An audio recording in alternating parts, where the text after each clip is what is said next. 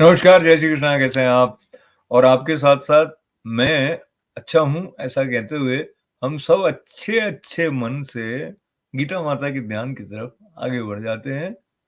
पार्थाय प्रतिबोधितां भगवता नारायणेन स्वयं व्यासेन ग्रथितां पुराणमुनिना मध्ये महाभारतम् अद्वैतामृतवर्षिणीं भगवतीम् अष्टादशाध्यायिनीम् अम्ब त्वामनुसन्दधामि भगवद्गीते भवद्वेषिणी।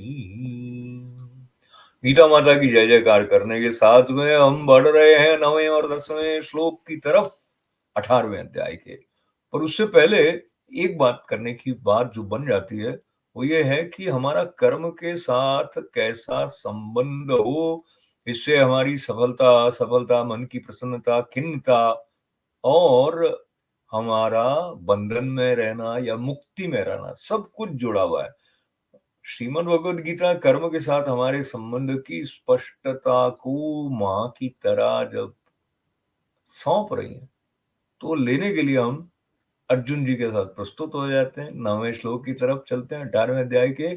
कार्यमित्येव यत्कर्म नियतं क्रियते अर्जुन,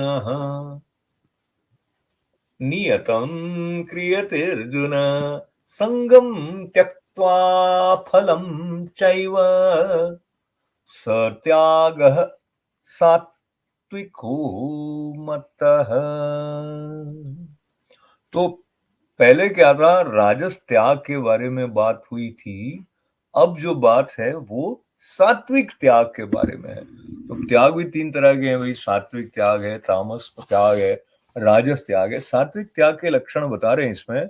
कहा कि हे अर्जुन, जो शास्त्र विहित कर्म करना कर्तव्य है मेरा, इसी भाव से पर आसक्ति और फल का त्याग करके किया जाता है, वही सात्विक त्याग माना गया है। सात्विक त्याग करते हैं क्या हम लोग, इसके बारे में थोड़ा चिंतन करना चाहिए। पर वो चिंतन करने से पहले एक संदर्भ जो कि इस बात से जुड़ा हुआ है कि मनुष्य को इतना महत्वपूर्ण क्यों मानते हैं। वैसे तो अब आप अपने आप को महत्वपूर्ण नहीं माने, ऐसा कैसे हो सकता है। पर हम एक मानव जाति के रूप में जब सृष्टिकर्ता के संबंध में जो वेदों से हमें परिचय मिलता है उसको देखें तो ब्रह्मावली जो है उसके छठे अनुवाक में श्रुति के संदर्भ से स्वामी श्री ईश्वरानंद गिरी जी के मुख से ये वचन आया कि तत् सृष्ट्वा तदेवानुप्राविशत। तो शरीर को बनाकर ब्रह्म ने प्रवेश किया और शरीर की सृष्टि तक मानो सत्य को लेकर ब्रह्म सृष्टि कर रहा है। और जैसे ही शरीर रूपी उचित माध्यम मिल गया, उसमें प्रवेश करने से वो मनुष्य बना। हम लोग शरीर को पुरुष मानते हैं। एक्चुअली पुरुष स्त्री दोनों का मुख्य अर्थ पुरुष उस दृष्टि से है जहां से कि हम अभी बात कर रहे हैं। शरीर को मैं मानते हैं, इससे मोह आ जाता है। तो खेल शुरू हो गया। अभी खेल क्या है कि सत्य और ज्ञान प्रकट हुए। ये जो प्रकृतिकरण है ना सत्य और ज्ञान का, इसके लिए ही शरीर को बनाया गया है, ऐसा शास्त्र कहते हैं। और शरीर बनाते हैं, संकुचित हो गया, सत्य और ज्ञान प्रकट हुए और ज्ञान प्रकट हुआ लेकिन अनंत लुप्त हो गया। अनंत छिप जाने से आनंद भी लुप्त हो गया। ये दृष्टांत है कि सृष्टिकर्ता ने कई शरीर बनाए थे, घोड़ा बनाया, जैसे गाय बनाई और भी बहुत कुछ, और उनको संतुष्टि नहीं हुई। जब पुरुष शरीर बना तो कहते हैं कि वो ऐसे साइन ऑफ एक्सक्लेमेशन के वाह कैसा सुंदर है, सुकृतोवान पुरुषः, सुकृतोवान पुरुषः। तो पुरुष योनि जो है, इसमें क्या खास बात है, परमात्मा इससे इतना प्रसन्न क्यों है? तो संत बताते हैं कि पुरुष शरीर में जो अनंत छिप गया था वो पहचान में आ सकता है। मनुष्य ही ऐसा जीव है जो सत्य को खोज करके उसकी अनंतता को पहचान सकता है। ये काम जानवर या कोई और दूसरी योनि, बल्कि देव योनि में भी हो नहीं सकता है। वो अनंत की पहचान नहीं कर सकते हैं। इसलिए जो ये उद्घोष भारत के स्वाधीनता संग्राम में हमने सुना है, स्वतंत्रता मेरा जन्म सिद्ध अधिकार है, ये कोई राजनीतिक बात नहीं है, ये आध्यात्मिक बात है, ऐसा संतों की वाणी से पता चलता है।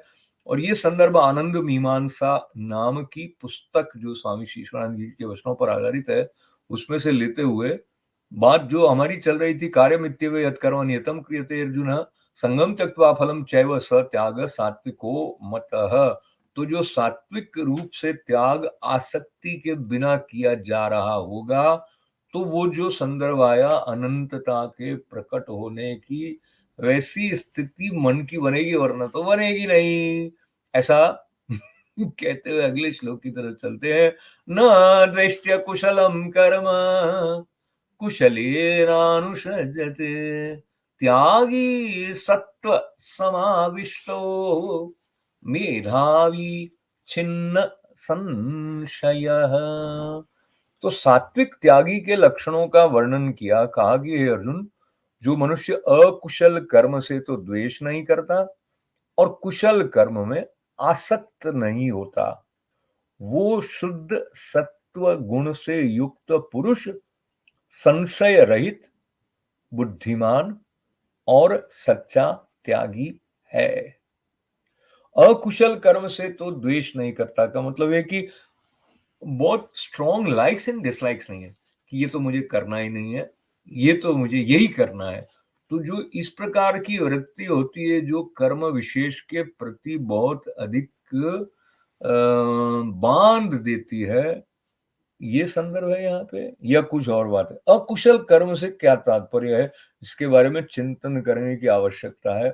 और कुशल कर्म में आसक्त नहीं होता, उससे क्या मतलब है?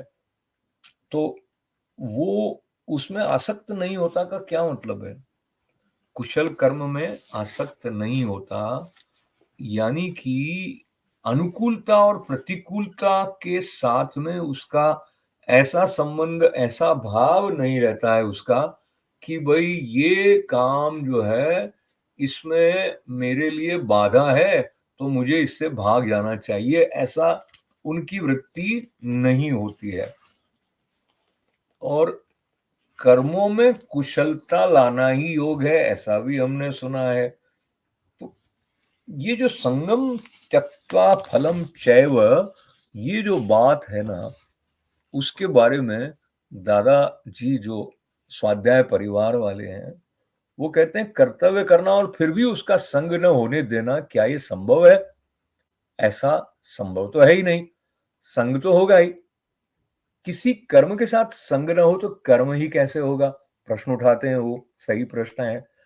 तो फिर संग छोड़कर काम करना कैसे कहा जाएगा?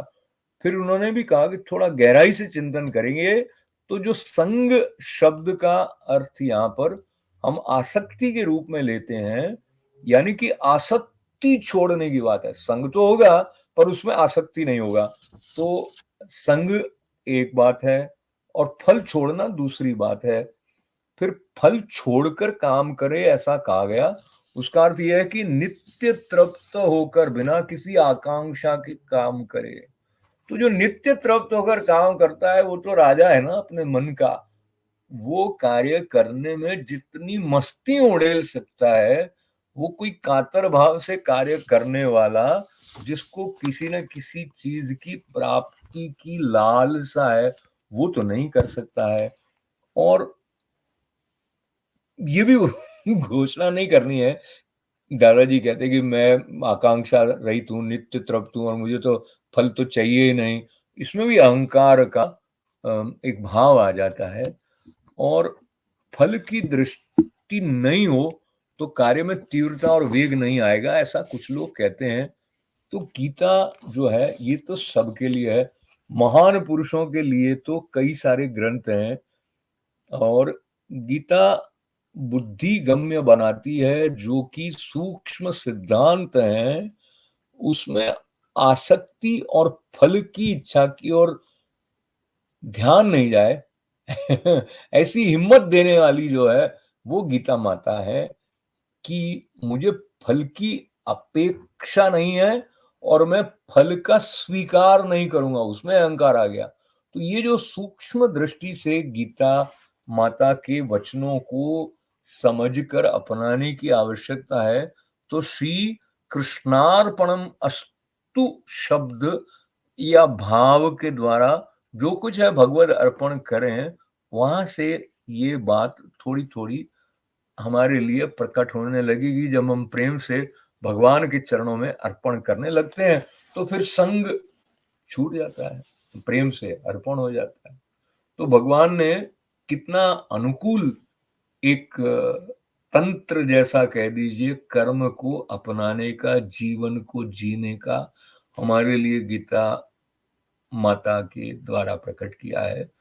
तो श्री कृष्ण भगवान का स्मरण करते हुए सबके जीवन में मंगल और पूर्णता की प्रार्थना के साथ ओम पूर्णमदः पूर्णमिदं पूर्णात् पूर्णमुदच्यते पूर्णस्य पूर्णमादाय पूर्णमेवावशिष्यते। ओम शांति शांति शांति। बहुत बहुत धन्यवाद है। जय श्री